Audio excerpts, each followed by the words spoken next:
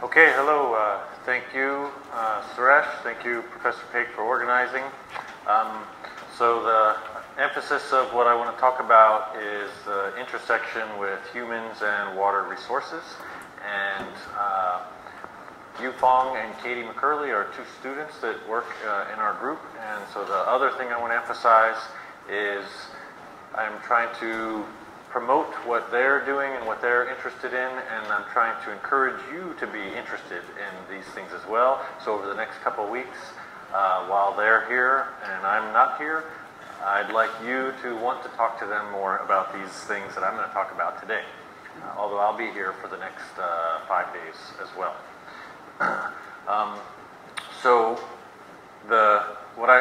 You can think of this as the summary slide of what are the main points, and I call this transferable themes because I feel like these are important themes for the questions we're interested in. But I think that these are also important themes for probably the questions that many of us are interested in different types of applications.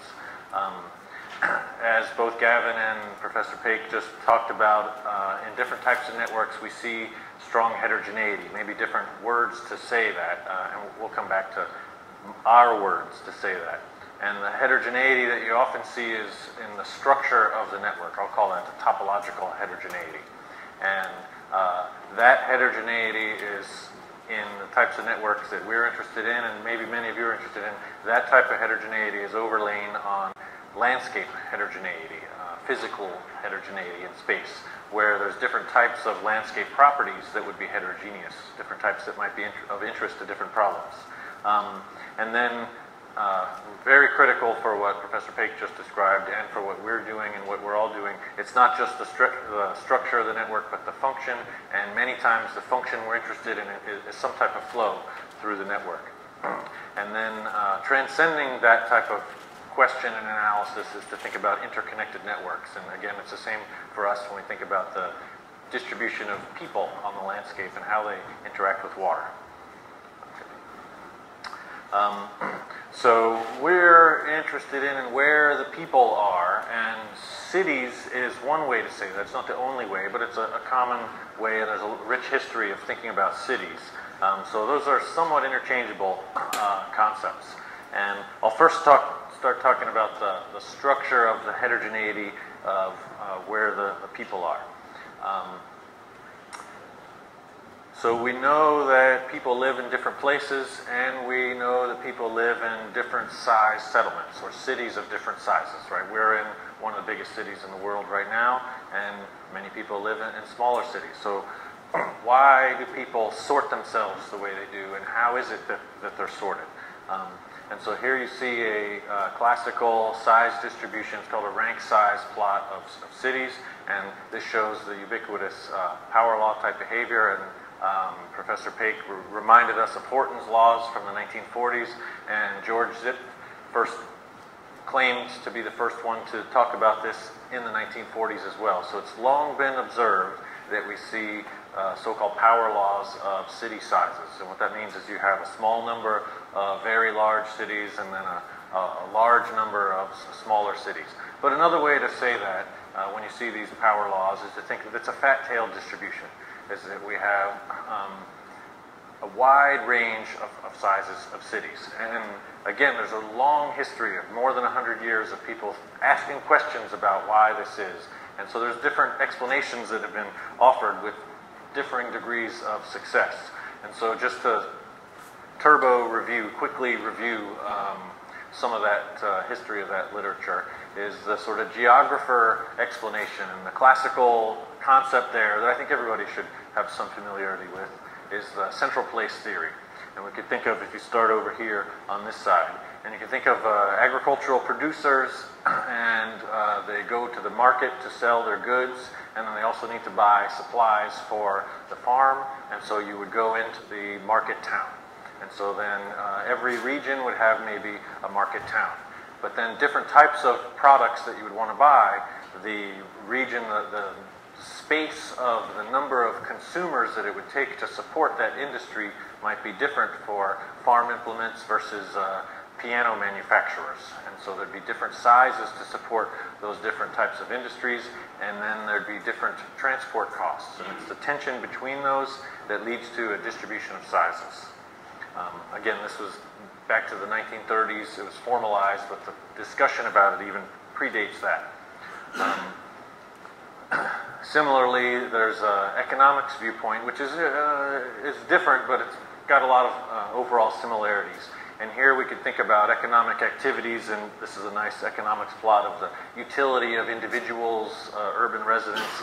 And if we think about the size of a city and the utility for people who live in the city grows as the city grows, but then if the city gets too big, then the utility decreases. And the notion is there's different types of economic activities, and for a textile manufacturing location, you maybe only need 15,000 people for that to be functional, but for banking industries, maybe you could support more and more people. And the tension here is between the congestion costs of, as the city gets bigger, then you pay for traffic congestion and you pay a price for the land rents getting higher. And so that leads to a sorting of different activities in different places, and these different optimal sizes of cities for different activities leads to a distribution of sizes. Where again we pause and we say, what the discussion, the historical discussion, is trying to explain why these different sizes of cities. Why do we have cities of 20 million people and cities of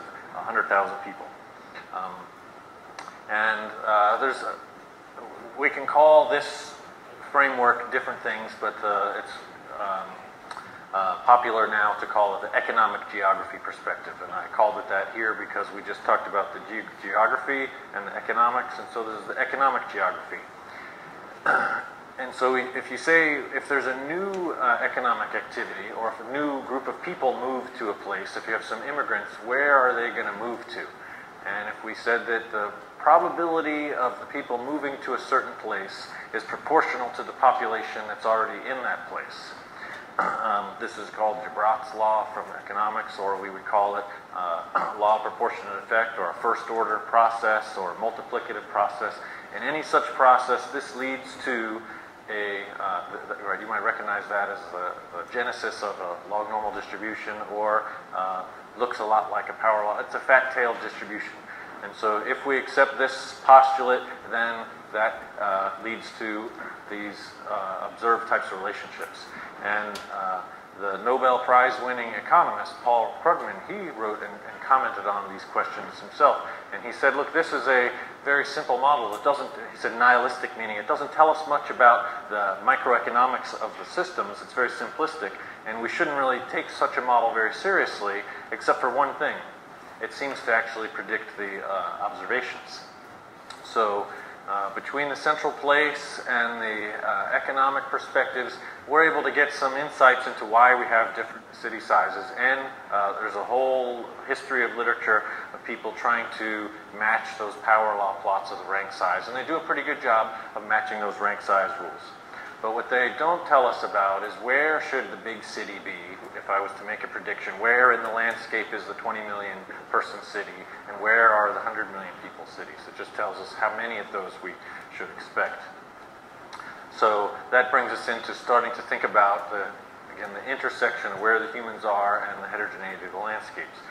And again, these are questions that have a long history. So I've given you a quote from the Milanese from Italy, the post-Machiavellian political philosopher thinking about cities, Giovanni Botero, and he said that the greatness of cities can be explained by factors that feel very modern to us to talk about. Oh, it's about the soil suitability, the location of the site in terms of its transport route access, government policies, etc. So again, a rich history of thinking about the connection of where the people are and what are the landscape heterogeneity factors. So what factors, for example, could be important? So here is a relatively little-known data set from the global population and the elevation. So if I look at all the people around the world and what elevation do they live at, we already know many people live close to the ocean, and so therefore relatively close to sea level. And so we'd expect that as you get to very high elevation, not many people live there. It's not very well known, I think, about how there's such a large peak at this what to me feels like a pretty high elevation. And there's a few different potential explanations for that. For example, the rich volcanic soils at higher elevation in certain latitudes, or maybe getting away from malarial type diseases at low elevation. But the general principle is that the location of where the people are and landscape features starts to become evidently apparent. So there's elevation. Now we can think about the slope of the landscape, and this gets us a bit closer to hydrology. This is a paper from analysis of where the people live in Japan in relation to the topography and then the river characteristics. You see over here we have the Horton bifurcation ratio, and over here we have the stream order, and we have here the population. These are log plots of where do the people live in relation to landscape hydrogeomorphic characteristics, and we see a very strong relationship.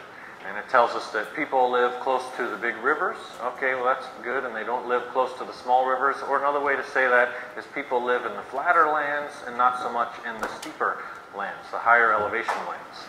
And so as these authors say, these very strong relationship was found in Japan, and so it's maybe that's because it's a long history of a unified governance and management structure, or maybe it's because of a relatively homogeneous, and I would say, or maybe this is a steady state that's been evolved to, and so these data and the other types of analyses so far have been static analyses, and so one of the things that we would suggest and are interested in promoting is to try to look at a dynamic evolution analysis as well. Similar static from literature, a static analysis of where the people live with relationship to landscape features of interest of where the water is. And if you went to Yufeng's poster or saw her presentation yesterday, she mentioned this study by Kumu et al. And this is, again, from a global analysis of where the people live and the relative aridity, and we can see that that there's a higher percentage of people that live close to water in temperate regions as compared to arid regions. And so you might have expected in arid regions people would live close to water. And so that might have first seemed counterintuitive, but if you normalize and remember that in arid regions, the distance between water sources is much higher. So if you normalize where the people are compared to the distances between water sources, which is what this ratio is here, we see that in, for example, temperate North America, that's a ratio unity, which is analogous to people live kind of homogeneously around the landscape if there's water everywhere, which is kind of what we might expect. And we see that in arid regions in North America, people live a bit closer to water. But it's instructive to compare that to overall, this is all of East Asia, and you see that in East Asia, even in the temperate regions, people live preferentially closer to water. And in arid regions, even more preferentially closer to water. So this is kind of interesting to think about in terms of maybe economic development stage and technological evolution and how that's maybe altered a relatively natural to a more hydraulically manipulated. But again, this is a static analysis. We're interested in trying to evolve through these technological stages. We got 2 weeks to do it. Another static, and this is our group's work, but another static analysis, again, was the humans and water. We looked at all the cities in the United States, and we looked at the how do those cities get their water. And so we looked at all the surface water availability, all the water storage, all the groundwater, and these open circles here, this is the amount of water that's available, liters per capita per day, and this vertical solid line is a measure of enough water. We can debate what's the right number, but it's the demand that is the average of U.S. cities. And these open diamonds are the naturally available water.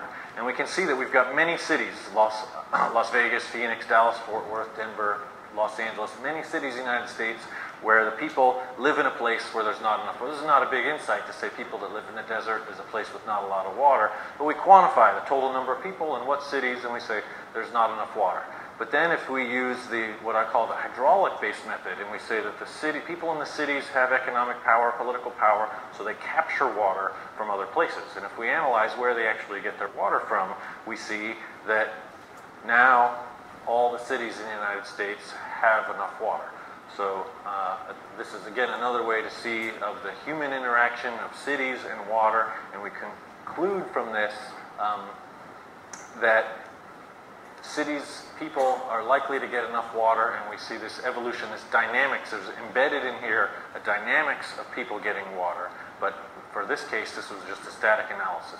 We're interested in going to a more dynamic approach, which brings me to what Yufeng talked about yesterday and what her poster is about, and again, what she'd like to talk to people more about over the coming weeks is a dynamic evolution of where the people are, and a dynamic evolution of how they access and interrelate with water. And embedded, I don't have a slide to tell you more, is embedded in that is technological evolution as well. So what she's starting with is this is the human population from census data. So this is the sort of European migrant human population in the eastern United States origins, and then evolving all the way to cover the whole United States. And in the early phases, there's hypothesis, a very strong connection of where the water resources are, and in the modern phase, as indicated by what I described with that Kumu paper, there's a bit of a disconnection as technology allows us to separate.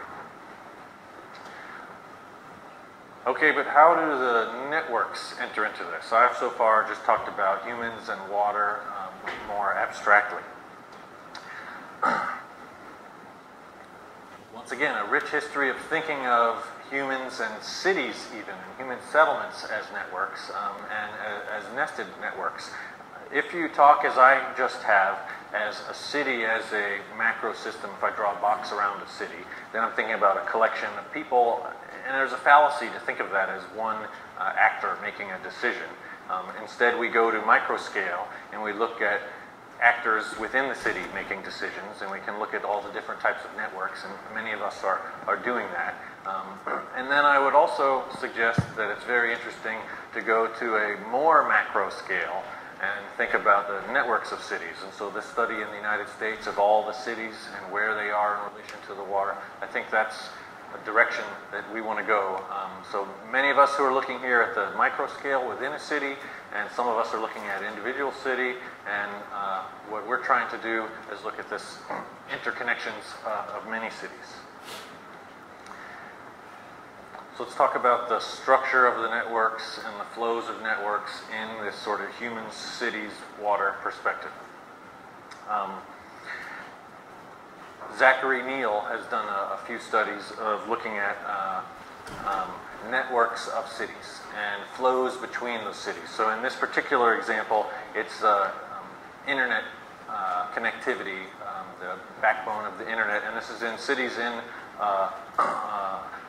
I think it's a collection of 90 cities around the world, a data set of the internet connections, and there's measures of centrality and measures of power, and this little example here kind of illustrates that this city in this location has a central location, but it's not as powerful, and what that means is that it doesn't totally regulate the flows of the cities on the connecting nodes, whereas here, this city and this city, or these nodes, in order to transfer, to have flows between those, they have to go through this central one. And then the power and the centrality, we can see that you could have a low degree of centrality and a high degree of power, and he would call that a gateway city. You can have a high degree of centrality and a low degree of power, and he would call that a hub city. Or you could have high centrality and high power, and those would be what you call a very important global city. So it's a notion of taking a structural measure and a flow measure and relating them and thinking about them together. And this is not necessarily a novel thing to do with a network. This is what people will do with all kinds of networks. We've done it ourselves with social networks. And I just wanted to mention real quick that work because it's important to think about. This type of metric is a whole network metric, as differentiated from what we would call an egocentric network analysis. Although the structural measures that you hear about, centrality between this, are not that different. And so an egocentric network instead of the whole network is if you take one node's connection to everybody that that node is connected to, rather than thinking about everyone's connections to everyone.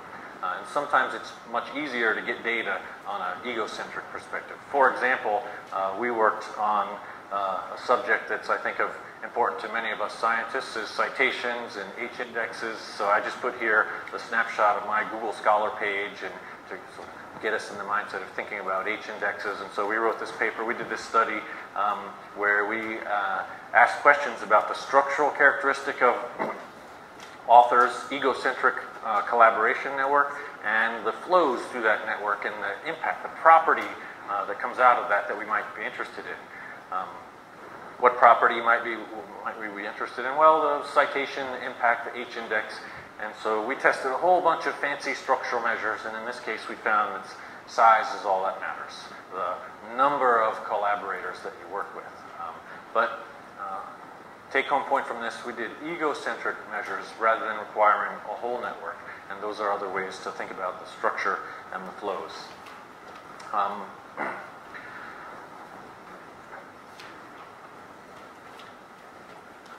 The structure of the network is usually talked about, as I just did, in terms of the topology of the network and the interconnectivity of the nodes. And I'm now turning the corner to start to think about, I started by talking about central place theory. And so it's really, I think, important to have a comfort level with both of those when we talk about landscape heterogeneity, people, where they live, and to think about both the topology of the network and the topography and the actual embedded in space. So again, Zachary Neal looked at the, basically what these numbers here on the y-axis are some measure of the, in a correlation, multilinear regression, and the strength of the impact of the size hierarchy of how big the city is on determining the importance in the global economy, and on a decadal scale, and then the network connectivity. And so the hypothesis, and these data arguably would support it, is that this evolution in technology and an evolution in the importance of being globally connected network city has led to a decrease in the importance of being a big city and an increase in the importance of being big city, meaning that the hierarchy of the size is what controls things, versus the hierarchy in terms of your position in the topology of the network. Which brings me to thinking, I mentioned Yufeng's work, and so what Katie is interested in is also about the structure of the topology of the network and the flows through the network. And maybe you recognize this diagram, which she showed up here yesterday and on her poster as well, which is a measure of flows of trade through a network of South American countries. And I talked about how there's a economy and society history of thinking about cities and networks and flows between them. And what we would propose and think is very interesting is to have a bit more broader systems perspective of this and integrate the economic, societal decisions and ecological, hydroecological, eco-hydrological perspectives as well into a more comprehensive model. Okay, my point that I was leading us up to now is to think about this notion of the networks embedded in space. And when it comes to analyzing networks in the past 15 years, the physicists have really taken over. It used to be that networks were the domain of, I'd say, social scientists and maybe a few river networks people, and the physicists have really gotten in there and done a lot, and so they're the ones who are publishing in Science and Nature mostly. And they would take all kinds of macroscopic data sets. For example, this is the air travel network and inter-county commuting. And what I'm highlighting here, if we look on the right, these are the topology characteristics of the node degree distributions. And we see that these two distributions, or these two networks, have, I'll just say, qualitatively similar node degree distributions, which you might say is kind of a power law-ish shape, and whether they have the same slope or not. The main thing is you can say, oh look, those node degree distributions have some consistency with our expectations. But if I look at the length distributions of the connectivity of the distances that one has to travel to go from one node to another, we can see quite a big difference between these. And so just looking at the topology alone, without thinking about how the network is embedded in space, doesn't give us the full picture. Here's a couple more examples on that, right? So this is from nature physics. And what we see is, again, a similar thing. This is the airline passenger loads, the flows of passengers between hubs in the United States. And we see this sort of network from real data and then network from a model where very simple model where it's critically based on not on this is the classic power law structure of the degree distribution where this alpha parameter would be the parameter similar to what Professor Paik was telling us about, where it's the node degree distribution. And so these authors introduce a slightly different, but not hugely different concept to thinking about what they call the network dimension, where it's the node degree and the spatial dimensions embedded together. And we get, again, a very similar relationship. But if we think about this network dimension and we run a quick model, we can arguably see some qualitative similarities in those overall structures. And then they have some other papers which show that the other, not just the structure, but the functions we're interested in. The percolation, which is about the vulnerability, or the diffusion of the flows of information and flows of people, the flows of goods through the network can be well described if we think about the topology plus the spatial embedded characteristics. How do we describe the spatial interactions between nodes? Again, here is some data from the US Census of commuting distances. I was fairly shocked when I saw this, that people in the northeastern US, there's not a lot of people. These are the fat tail. There's some people who would commute very long distances. Most people commute short distances. And if I want to, okay, I'm willing to accept that we should do spatially embedded. We should think about the actual distances of the topology of the node connections. How far does one have to travel? And I'll use a gravity model, which is the common way to use the attractiveness between nodes and distance. And if I use a gravity model, I would get something like this. And the node degree distributions with my spatial model is very similar to the real data, and so success. But you can see that I've totally failed to capture those long distances. And so they introduce again, not very complicated, but a different spatial model, a radiation model, and they're able to capture the node degree distribution very well, and a much better representation of the commuting distances and the actual distance. So again, summary is the topology plus the spatial characteristics of where things are, I think is a good direction for us to go in. So I've said spatially embedded. I've said a little bit about dynamic, and then the next and final thing is the interconnected networks. And this is not that different from what I was talking about with the work Julie Podowski and a student and I had done with the cities in the United States, where we looked at cities and how they get their water. And this is some work by Ratchamuni Pikaral when he was at Arizona State. And this is a paper that I wished I had written. Here you can see cities and resources. It's very generalized, but I would think of it as like an aquifer or a river and getting their water or whatever the resource is that supports the city. And what they did is a network of cities and a network of resources. And how would I do the competition? Well, they just did a Lotka-Volterra, right? A predator-prey type of model. And you can see some relatively simple governing equations, and they put together a model of sort of general principles, and you can see in the end it leads to conclusions which would be not that different from what one might expect. But it's some very elegant work, right, that right as the resources get depleted, some cities succeed, some fail, some peter away, some utterly collapse, some resources are able to be sustained, some are not able to be sustained. But it's and you can see this paper is just from a few months ago. It gives us some hope of some directions to go if I want to do interconnected cities and interconnected resources, and I want to have a modeling framework where I can have not just interconnected cities and not just spatially embedded, but also the dynamic evolution of the relationship between consumption and production of resources. I'd like to quote somebody else who's saying the same things that I'm saying in a paper, a review from networks to networks of networks from 2014. And these authors concluded, right, that further studies, we should focus on analysis of real data, which I think is one of the themes of what we want to do in the next couple weeks. We should think about real data. We should think about real networks embedded in space. We should think about the interdependency of networks and how the vulnerability of those interdependent networks might be affected by the network structures. On this notion of interdependence, maybe some of you have seen these papers in Nature Science and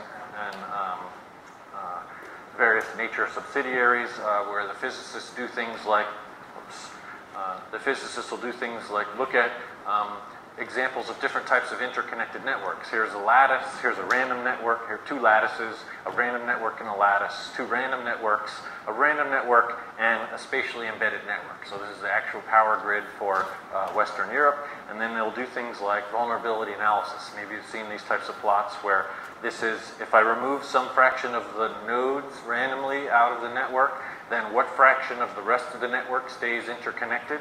And if I remove a small number of nodes and the connectivity of the network then collapses down to a small number, we would call this a very vulnerable network, and this would be a more robust type of network. And so you would look at this and conclude that, oh, this is bad and this is good, and they say, well, these are the interconnected networks, and thus, what do they say, right? Extreme vulnerability of interdependent networks.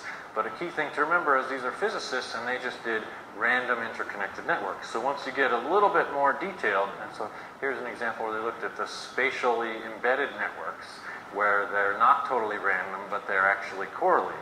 And so this is the global airport and global seaport coupled networks, and you can see randomly interconnected networks, and you can see that this is the fact that major seaports and major airports are not random, but are more spatially correlated, and this is less vulnerable interconnected network. Again, I think these are interesting, important directions and concepts that we could carry with us forward. And the very last idea that I throw out there that we should think about, what about the functions? There's many different types of functions. I said flows through the network. Quite an exciting perspective on networks that Louis Bentoncourt and other collaborators at the Santa Fe Institute published in Science and Proceedings of the National Academy of Sciences is thinking about network scaling laws. And here you see the population of cities. This is talking about cities. Population of cities, and then some service or some activity in the city. And so this solid line here is a one-to-one line, or you could say it's a slope of 1 on this log-log plot. So it's a linear behavior. And so for this example, which is the road miles traveled, we see what they call sublinear behavior, or this exponent of less than 1. And many different types of processes across many different types of cities they found would be less than 1 or equal to 1 or greater than 1. And the creative things like patents and other innovation metrics tend to be super linear. And so what does this mean is that big cities are places which are more innovative. Again, people have discussed that for a long time, but a data and a theoretical framework, empirical data and theory to support that are relatively new. One reason I want to conclude with this is because we have, many of us, maybe again what I said earlier, is that within one city we have different types of networks that are very detailed, and Suresh, for example, is looking at the topology of those networks. And what do we expect in terms of this sort of, okay, we know it's going to be a power law, but what will be the slope of that power law? And I would suggest that this wave of innovation and this change, this dynamics over time is an important framework for us to reflect on that, because if it's a common technology that every city should have, like we think in the developed world we should all have water supply systems and wastewater collection systems and road transport networks, then that would have an exponent close to 1. And if it's a leading technology, right, that would start at the big cities and trickle down through this hierarchy that I introduced this talk with. And if it's an older technology that's maybe fading out, then the biggest cities have moved on beyond that, and you would see it preferentially in the smaller places. And that's where we'd expect the sublinear behavior. So we have, I guess, some empirical linkages to tie us to this evolution over time. So right, in conclusion, what I think are important ideas for us to reflect on are the hierarchy of cities, which we know are highly heterogeneous. We have geographical and economic and even hydrogeographic explanations to think about why the people live where they do. We can think about the flows through cities, flows of people, flows of goods, flows of information between cities on networks. And we can think that those cities are embedded in spatially heterogeneous places with heterogeneous properties, and we have some potential tools to actually analyze those. And we can even think about the vulnerability of those interlinked networks and then the services they provide. Thanks very much.